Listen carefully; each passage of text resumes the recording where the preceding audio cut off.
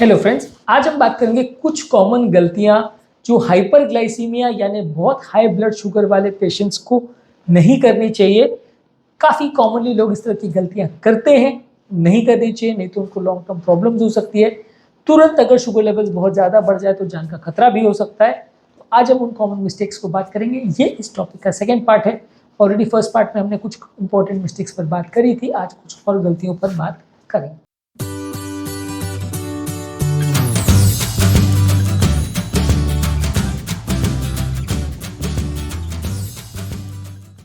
अगला common mistake है कि लोग कई बार शुगर लेवल बहुत ज़्यादा बढ़ जाता है तो या तो बहुत पैनिक कर जाते हैं और तुरंत डॉक्टर के पास भाग जाते हैं कि साहब शुगर 300 हो गया, भर्ती कर लो, ये कर लो, वो कर लो, और अननेसेसरी उसकी वजह से पैनिक होता है, प्रॉब्लम्स होती है, स्ट्रेस होता है। या तो लोग कुछ नहीं करते हैं कि 300 भी हो गया तो भी कोई बात नहीं, वो वेट करते हैं कि जब प्रॉब्लम्स चालू होगी और जब शुगर लेवल्स बढ़ने की वजह से सिस्टम फेल होना चालू होगा, वो उसके बाद डॉक्टर का वेट करते हैं, उसके बाद डॉक्टर के पास जाते हैं। तो मान लीजिए आपको अगर शुगर लेवल 300-400 आ रहा है तो बिल्कुल पैनिक करें वैसा भी ज़रूरी नहीं है, और कुछ भी ना करें वो भी गलत है। आपको एक बीच का रास्ता लेना पड़ेगा, आपको डॉक्टर के पास जाना पड़ेगा, डिस्कस करना पड़ेगा, गलती कहाँ हुई उसे सॉर्ट आउट करना पड़ेगा और अप्रोप्रिएट जो ट्रीटमेंट है उसे लेना पड़ेगा। ज़रूरी हुआ तो भर्ती भी करना पड़ेगा। लेकिन दोनों ही तरीके गलत है कि या तो हर बार शुगर लेवल 100 का 150 हो जाए डॉक्टर के पास चले जाओ, वो भी गलत है, और आपका शुगर 400 भी हो जाए और आप कुछ भी ना करो, वो भी गलत है। दोनों ही तरीके से आपको लॉन्ग टर्म प्रॉब्लम्स होने का चांस होता है, शॉर्ट टर्म में भी प्रॉब्लम्स हो सकती है।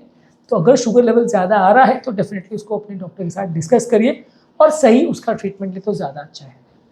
अगला कॉमन मिस्टेक जो लोग करते हैं कि क्यों ये शुगर बढ़ा, उसके ट्रिगर्स को आइडेंटिफाई नहीं करते। ये शुगर बढ़ा तो उसके पीछे कुछ तो वजह या कुछ तो कारण रहा होगा जिसके कारण से ये शुगर आउट ऑफ कंट्रोल गया।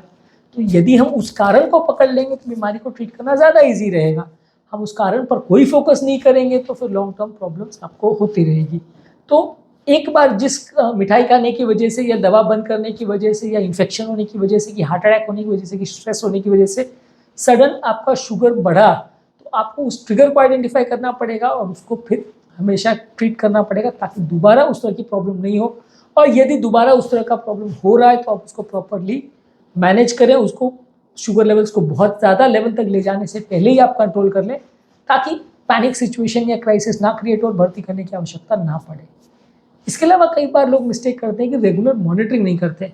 मान लीजिए आपका शुगर आज 300 है, आपने इंसुलिन ले लिया और आपने उसके बाद चेक ही नहीं किया, 15 दिन बाद चेक किया, उसके बाद फिर 300 आ रहा है। अब अगर आपको इंसुलिन आपने ज़्यादा लिया तो आपको उसको नेक्स्ट मॉर्निंग या कुछ घंटे बाद फिर से देखना पड़ेगा कि 300 का 150 हुआ कि नहीं हुआ, फिर 150 मेंटेन रह रहा है कि नहीं रह रहा, और मुझे आगे इंसुलिन का डोज ज़्यादा लेना है कि कम लेना है। आज आपका शुगर लेवल अगर 300 350 आपने रेगुलर डोज लिया और शुगर लेवल उसके बाद कंट्रोल आया या नहीं आया, आपने मॉनिटर नहीं किया, तो बार बार वो शुगर लेवल ज़्यादा होता रहेगा और आपको तकलीफ आती रहेगी। तो आपके लिए बहुत ज़्यादा ज़रूरी है कि आप उसको रेगुलर बेस पे चेक करें और कितना शुगर आपका रह रहा है उसको फोकस करिए। उसको बार बार जब तक आप चेक नहीं करोगे तब तक आप उसको ट्रीट नहीं कर पाओगे। इसके अलावा अगला कॉमन मिस्टेक जो लोग करते हैं कि मेडिकेशंस जो वो ले रहे हैं उसको मिसमैनेज करते हैं। दवाइयाँ उनकी जो चल रही है उस पर कई बार फोकस नहीं करते, कभी कोई दवा लेते हैं, कोई दवा नहीं लेते, कौन सी दवाओं का कॉम्बिनेशंस ले रहे हैं, कौन सी दवा से फ़ायदा हो रहा है, नुकसान हो रहा है, ये सारी ही चीज़ों को कई बार अपने लेवल पर भी पेशेंट लोग मिसमैनेज करते हैं। कई बार डॉक्टर्स भी मिसमैनेजमेंट में कंट्रीब्यूशन करते हैं, लेकिन अगर पेशेंट भी उसमें करता है तो फिर डबल प्रॉब्लम हो जाती है और लॉन्ग टर्म तकलीफ आने का चांस बढ़ जाता है। अगला कॉमन मिस्टेक जो लोग करते हैं कि फॉलोअप नहीं करते।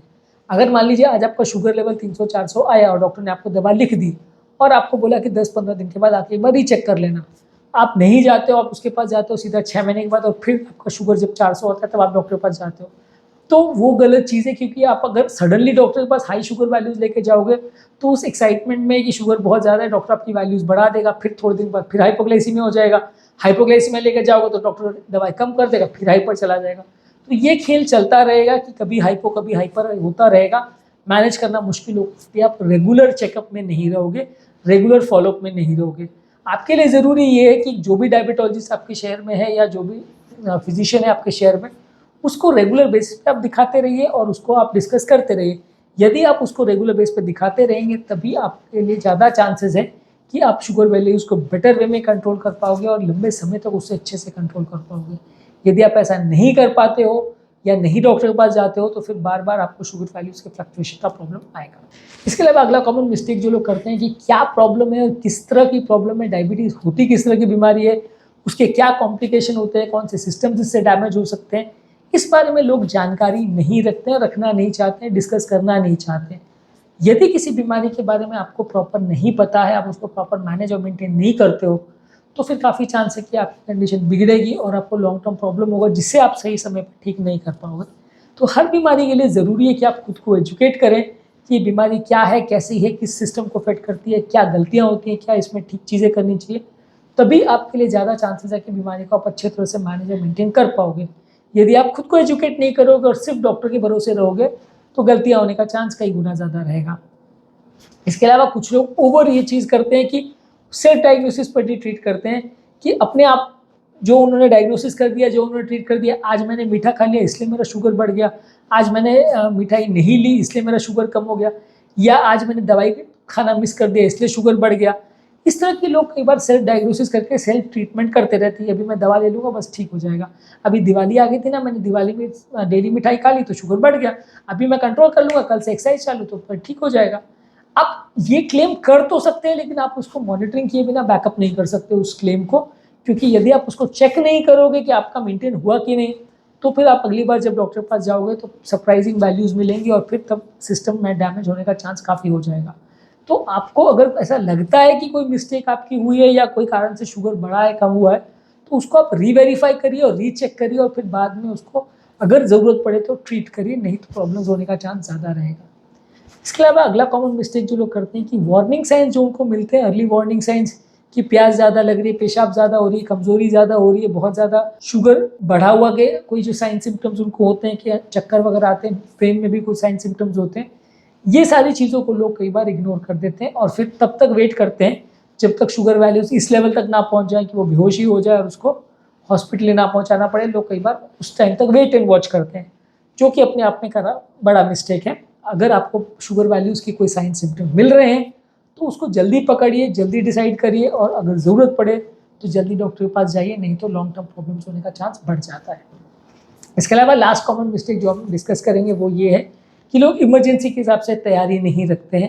जब शुगर वैल्यू ज़्यादा हो जाती है तो उस समय क्या करना है, कौन सी दवा लेनी है, दवा कितने डोज पे लेनी है, लेनी भी है नहीं लेनी है, वो पहले से ही अपने डॉक्टर के साथ पूछ करके डिस्कस करके रेडी रखिए। अगर आपको शुगर वैल्यू कम या ज़्यादा आती है और उस समय कोई डॉक्टर अवेलेबल नहीं है तो फिर अननेसेसरी पैनिक या घबराहट क्रिएट हो जाता है। तो आपको पहले से प्लान करके रखना है कि जो जो तरह की इमरजेंसी आएगी उसको कैसे कैसे मैनेज करना है, तभी आप शुगर वैल्यूज़ को प्रॉपर वे में मैनेज कर पाओगे और बीमारी को सही तरह से ट्रीट कर पाओगे।